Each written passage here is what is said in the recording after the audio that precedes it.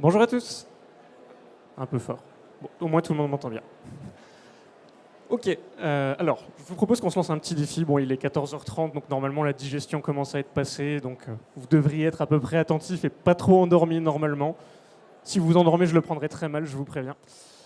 L'idée, c'est de se lancer un petit défi de digitaliser une compétence en une expérience de formation et d'entraînement. Peut-être pour me présenter rapidement, je suis Boris, je suis en charge des équipes commerciales côté Teachup. Et donc, je me permets de prendre la parole aujourd'hui et de vous présenter cette technologie parce qu'on a un avantage côté commercial, c'est qu'on échange avec des prospects sur l'ensemble du cycle commercial, de la compréhension du besoin jusqu'à l'implémentation des solutions. Et ce qui nous donne quand même une vision assez intéressante sur le marché pour comprendre quels sont les besoins, quelles sont les dynamiques, quelles sont les évolutions de ces marchés. Et donc, de faire des retours à nos techs et à nos équipes de développement pour optimiser l'outil. Et aujourd'hui, on va à la fois vous présenter la technologie qu'on a développée chez Teachup et les évolutions, ce vers quoi on va tendre 2025-2026, donc pour essayer de suivre les tendances du marché. Teachup, on a une technologie SaaS, un outil à la fois de création de contenu de formation, e-learning et de contenu d'entraînement, et un LCMS qui permet de diffuser, piloter et administrer les formations. Les deux objets sont segmentables pour répondre à différents besoins et à différents clients. Et l'objectif, c'est de proposer des expériences de formation à impact qui font réussir tout le monde. Donc, qui font réussir tout le monde, une grosse promesse qu'on va essayer de tenir ensemble en 15 minutes et qui est un idéal dans la formation. Comment on sert cette promesse? Premier élément, l'idée c'est qu'on a développé une technologie qui est au service de l'humain et qui propose une IA, des IA pédagogiques qui sont à l'interface entre les IA prédictives, les IA génératives que vous connaissez sûrement un petit peu plus que les IA prédictives, et les sciences cognitives pour avoir un outil qui sert un objectif pédagogique et qui sert cet impact de la formation. Premier élément et qui est au final central dans notre métier, et j'imagine dans vos métiers à vous si vous êtes là aujourd'hui, l'apprenant. Ramener l'apprenant au centre de sa formation, le rendre acteur de celle-ci et pas uniquement consommateur de contenu. Et donc, en fait, sortir de la logique de temps passé dans la formation pour se concentrer sur la complétion, mais aussi et surtout sur la maîtrise de la formation. Faire en sorte qu'un apprenant ne termine pas sa formation s'il n'a pas maîtrisé les contenus de celle-ci et, in fine, de lui proposer un chemin d'apprentissage qui va s'adapter à l'ensemble de ses besoins, qui va s'ajuster en temps réel pour lui proposer le bon niveau d'interaction, le bon niveau de difficulté pour qu'il soit dans une expérience d'apprentissage optimale. Et donc on voit ici qu'on a 3 apprenants qui font la même formation, qui ont 100% de maîtrise des compétences à la fin de la formation, mais qui ont passé des temps différents et surtout qui ont eu des nombres d'interactions différents. Assez parlé de théorie. Ce que je vous propose, c'est qu'on se lance dans ce défi de digitaliser une compétence en une expérience de formation et d'entraînement et qu'on prenne un cas sectoriel. On va se plonger dans la peau d'un concepteur pédagogique qui travaille dans le milieu de l'hôtellerie et qui veut former Carolina, une manager dans un hôtel, à mieux prendre en compte les retours de clients mécontents et à mieux répondre à des clients mécontents. Donc, on est dans l'univers de l'hôtellerie et on va construire cette formation avec le concepteur pédagogique dans l'hôtellerie. Premier élément central, capter l'information. Vous le savez aussi bien que moi, les sources de compétences, les sources d'informations sont très variées dans nos milieux. Ça peut être des PDF, ça peut être des experts métiers, ça peut être des vidéos, ça peut être des webinaires, etc. etc. L'idée, c'est de mouliner tout ça dans un outil qui va aider à transformer l'information en formation. Une fois qu'on a centralisé et capté l'information et la compétence, on va utiliser une technologie pour aider à structurer ces compétences et créer un synopsis, créer un déroulé pédagogique avec un assistant IA. Ensuite, on va nourrir ce synopsis et ce déroulé avec des objets pédagogiques qu'on va encore une fois pouvoir créer avec un assistant IA ou sans assistant IA bien entendu. Et finalement, on va diffuser ces formations. Élément important, je vais vous parler beaucoup d'assistant IA et on a parlé d'IA pédagogique. L'IA est toujours, et ce mot assistant est super important, c'est toujours un outil qui va proposer une V1, mais l'intelligence humaine est toujours le validateur, le décisionnaire final. C'est lui qui va valider, amender, choisir d'utiliser les technologies. Et donc, lançons-nous dans un exemple de cette digitalisation d'une formation pour l'hôtellerie. On va gérer un client insatisfait et on va donc créer le module qui va accompagner et donner les bonnes compétences pour accompagner notre manager. Première surcouche de visuel avec des images, ses logos, etc. Et on rentre dans l'ingénierie pédagogique. on va pouvoir briefer notre assistant, lui donner des consignes, les objectifs pédagogiques en l'occurrence qu'on va vouloir, donc les objectifs qu'on va donner à notre apprenant à la fin de la formation. Il doit savoir identifier un client insatisfait et gérer la relation avec un client mécontent. On va ensuite rentrer dans donner la nourriture à l'IA sur la base de compétences. Encore une fois, des objets pédagogiques variés. On a ici un PDF et une bande audio. On peut intégrer des notes en échangeant avec un expert métier. On va pouvoir l'enregistrer, on va pouvoir partager des sites internet et aller chercher les informations sur ce site internet. Encore une fois, on varie les sources de contenu. Et finalement, on pose le contexte. On va former des hôteliers, des managers, des gens expérimentés. On va leur dire on va dire à la technologie qu'on va pouvoir parler de manière professionnelle ou de manière friendly, utiliser le tutoiement, le vouvoiement, même écrire en alexandrin. On lui donne des consignes. On l'oriente dans comment créer notre formation. Et l'IA va analyser l'ensemble de ces contenus, de ces objectifs, pour proposer un premier synopsis. Hop. Voilà, on analyse. Et première version du synopsis, qui devrait arriver dans une petite seconde. Hop, analyse terminée. Et donc, on a un premier déroulé. On va d'abord identifier les signes d'insatisfaction du client. On a des éléments qui nourrissent ce premier chapitre de la formation. Un deuxième chapitre sur la gestion de la communication. Et encore une fois, et c'est là que vous le voyez, on va pouvoir amender ce que l'IA a proposé. Je peux rajouter des chapitres, je peux les réorganiser. L'intelligence humaine, l'expert métier ou l'expert pédagogique a toujours la main sur la validation finale de son contenu. On va pouvoir reformuler. Voilà, on a différentes interactions avec ce que la technologie nous a proposé. Et une fois qu'on a fini ça, on va pouvoir lui demander de démarrer la conception. Hop. Je vais plus vite que la musique. Mais donc on arrive à la partie de la création de l'introduction pédagogique et du sommaire, et on valide. La configuration du modèle se fait, et tout simplement, la technologie va nous accompagner dans la production. On retrouve ici l'introduction pédagogique qu'on a vue tout à l'heure et le sommaire du module. Encore une fois, tout est corrigeable, amendable, et bien entendu, il faut relire et repasser après l'IA générative. Et on va rentrer dans créer des objets pédagogiques pour nourrir le synopsis. On retrouve à tout instant notre synopsis pédagogique et on va pouvoir intégrer des consignes à donner à l'IA sur des recommandations du concepteur et de l'IA. Ici, on va créer un premier objet pédagogique qui est un texte et on va le rendre interactif. Donc vous voyez, c'est toujours un jeu entre le concepteur pédagogique et l'IA pour nourrir et pour créer une expérience la plus pédagogiquement impactante selon des objets. On continue dans la création. On va créer un sondage pour entrer cette fois-ci dans la pédagogie, amener les apprenants à échanger entre eux, à discuter, à amener des bonnes pratiques. Et dans tous les cas, on va recontextualiser à chaque fois avec un texte d'explication.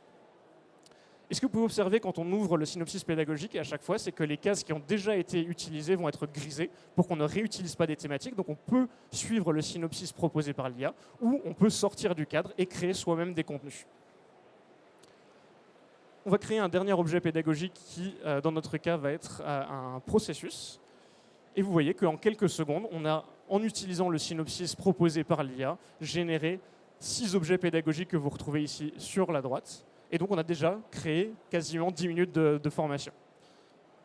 Deuxième élément, on a créé des interactions sur les contenus. On va aussi poser des questions à l'apprenant. L'idée, c'est vraiment d'aller interroger l'apprenant dans le flow de sa formation pour tester s'il a maîtrisé les contenus, pour pouvoir lui faire de l'ancrage mémoriel, lui repousser des explications s'il y a lieu d'être, ou alors pour le laisser avancer s'il maîtrise les contenus. L'idée, c'est qu'avec ces interactions-là, on va pouvoir varier à la fois le niveau de ces interactions et on va pouvoir varier le rythme de ces interactions en augmentant le rythme ou au contraire en laissant l'apprenant avancer pour qu'il avance à son rythme. Et à chaque fois, la technologie va vous accompagner, comme vous le voyez ici, dans la création, dans le paramétrage de ces interactions pour avoir des interactions variées et les plus pédagogiquement adaptées possibles. Voilà pour la partie de conception. Maintenant qu'on a vu comment l'ingénieur pédagogique ou l'expert métier intégrait son contenu et utilisait l'IA pour digitaliser la formation, on va rentrer dans l'expérience d'un apprenant.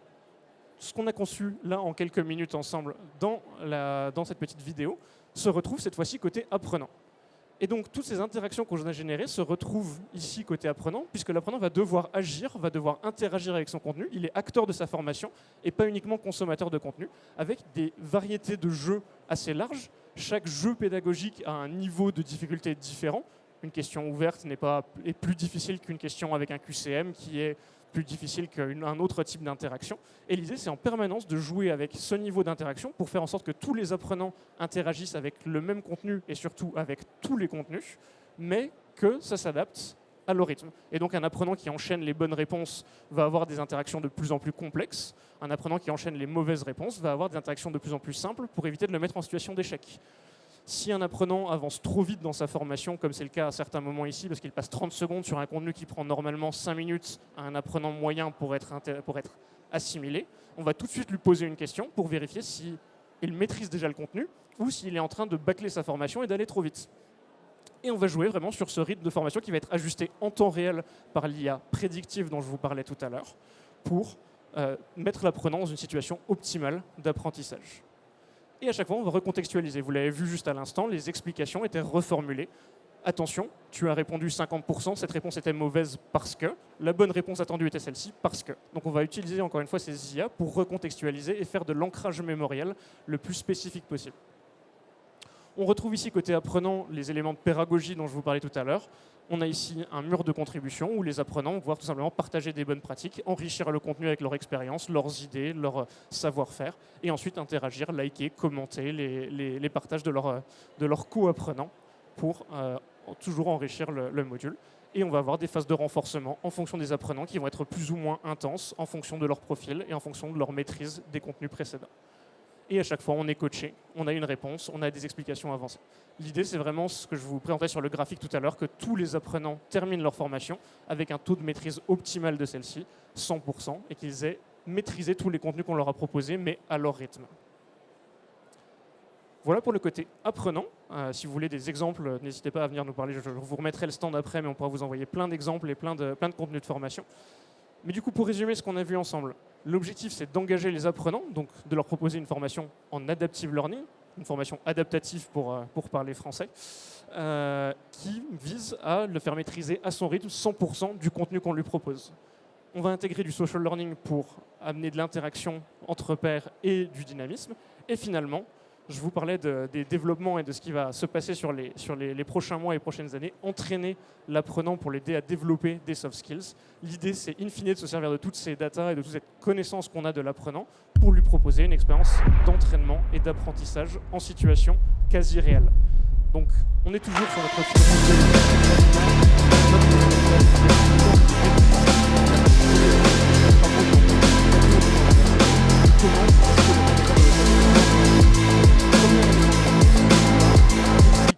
à la technologie, il va donner à la technologie soit en parlant à son micro, soit en tapant un message dans l'outil.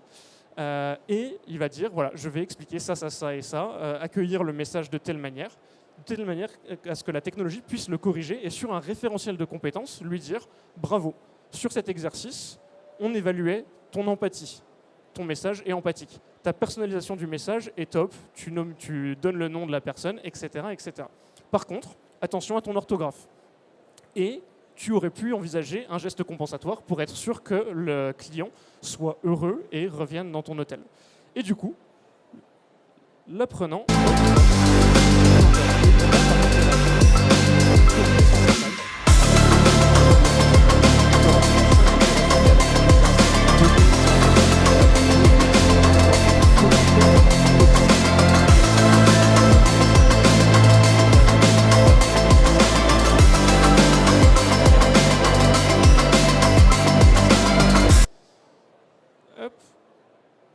Ce qui nous amène en récapitulatif avec quelques petits chiffres marketing que je vous invite à venir challenger avec nous sur le stand à la fin de cette intervention. Mais l'idée, c'est, comme je vous le disais, d'impacter en un temps optimal les apprenants. Avec une technologie d'adaptive learning, comme l'apprenant va pouvoir se concentrer sur les contenus qu'il ne maîtrise pas et aller plus vite sur les contenus qu'il maîtrise. Au final, sur une formation complète, on économise quasiment 40% de temps d'écran inutile. En termes de création pour les concepteurs, ce ping-pong avec l'intelligence artificielle et l'assistant d'intelligence artificielle permet de créer quasiment 10 fois plus rapidement un contenu de formation. Et in fine, c'est ce chiffre qui est central dans l'approche pédagogique de TeachUp. On assure un taux de maîtrise de 100% à un instant T, Alors forcément, on n'efface pas la courbe de l'oubli et tout ce qui va avec, mais à la fin de sa formation, on garantit qu'un apprenant a maîtrisé toutes les notions clés de son module, car on a pu lui faire de l'ancrage mémoriel en temps réel pour le challenger et lui repousser des explications contextualisées. Merci à tous pour votre attention. Comme je vous le disais, n'hésitez pas. Alors, si vous avez des questions, avec plaisir. Si vous voulez challenger ces chiffres marketing à la fin de la présentation ou tout ce que j'ai pu vous présenter, on est au stand N30, juste derrière là-bas. N'hésitez pas à venir échanger avec nos équipes. Est-ce que j'ai le temps pour des questions? Est-ce qu'il y a des questions? Bon, ben, j'ai le temps, mais il n'y a pas de questions alors. C'est la pause digestive. C'est parce que j'ai été trop clair. Ah, j'ai une question. Bonjour, Elisabeth Depardieu, je suis DRH en freelance. Super, enfin, extrêmement clair. Juste une petite question comme ça pour vous taquiner. Qu'est-ce que Teachup ne fait pas? Alors, le café, pour prendre un premier exemple, on ne fait pas le café. Alors, comment répondre pédagogiquement à cette question? En fait, Teachup reste sur le pan digital. Donc, c'est un outil au service du formateur qui propose un assistant de la facilitation à la conception. Donc, déjà, ce que Teachup ne fait pas, ce n'est pas une baguette magique. L'IA générative n'est pas une baguette magique. L'IA est un assistant qui va proposer, générer du contenu, faire une V1 qui va ensuite être corrigeable, modifiable, qu'on peut supprimer, qu'on peut enrichir, etc., etc. Donc c'est un assistant et pas une baguette magique qui va créer du contenu. Et ensuite, l'idée, c'est de fournir un cadre dans la formation pour que le e-learning, l'entraînement digital et tout ce qui permet à un concepteur, à un formateur de gagner du temps sur de la descente d'informations ou sur du coaching puisse être réutilisé pour optimiser la formation. Et en fait, le Teachup est un complément du formateur et du coaching en présentiel. Le digital learning en autonomie n'a pas le même impact que le blended learning avec de la formation en présentiel. Donc on ne remplace pas un formateur, on ne remplace pas un expert pédagogique, on ne remplace pas un expert métier, on l'assiste à digitaliser plus rapidement son contenu de formation et on l'assiste dans la partie pédagogie si c'est cet élément qui lui manque. L'idée, c'est vraiment de digitaliser la compétence en formation, de transformer l'information en formation en étant guidé par un assistant d'IA. Est-ce qu'il y a une autre question? Merci Boris. Vous proposez une solution SaaS qui embarque l'intelligence artificielle. Du coup, ça m'amène à poser deux questions. Premièrement, quelle est l'intelligence artificielle sur laquelle vous appuyez? Et deuxièmement, au regard du RGPD, comment vous garantissez la protection des données individuelles de nos apprenants?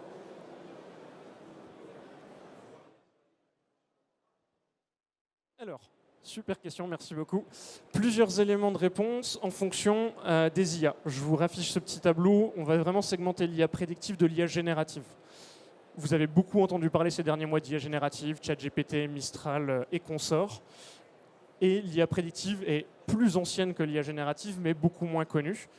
Sur la partie IA prédictive, je vais commencer par celle-ci, c'est une IA propriétaire. C'est des algorithmes qu'on a développés en interne sur les 10 dernières années d'usage et avec notre partenaire qui est Veriop, qui est un cabinet d'expertise pédagogique, où en fait on a pris des partis pris pédagogiques, on a utilisé des expertises de nos concepteurs, de nos experts métiers et experts pédagogiques pour les intégrer dans une IA qui globalement va comprendre l'apprenant et qui, selon ses partis pris, va ajuster la manière d'interagir avec eux. Donc là, 100% sur nos serveurs, notre technologie, zéro entraînement, aucune des problématiques que vous avez aujourd'hui avec l'IA générative. Deuxième élément, l'IA générative. Là, on s'appuie sur des technologies du marché et notamment OpenAI qui sont en revanche sur des serveurs on-premise qui sont sur nos serveurs avec une garantie de non-entraînement de la data. Donc les données que nos clients fournissent à l'IA générative ne sont pas utilisées pour enrichir les données et elles fonctionnent de manière bunkerisée. En fait, on fonctionne, alors, je suis peut-être un petit peu technique, mais si vous voulez venir creuser ce point, on fonctionne sur un système de RAG où chaque IA est dans un vase clos, dans un silo et ne communique pas avec l'extérieur. Ce qui garantit tout ce qui est RGPD, tout ce qui est non-entraînement de la data. Je pense que je suis au bout de mon temps. J'ai encore peut-être une petite minute. Allez, est-ce qu'il y a encore une petite question? Bon, ben non, vous m'aidez à être à l'heure comme ça. Je ne me ferai pas taper sur les doigts. Merci beaucoup pour votre attention. Je vous remets le stand si vous voulez venir challenger tout ça avec nous. On est au stand N30, juste derrière vous, quasiment à l'entrée. Merci beaucoup, bon après-midi, bon salon à tous.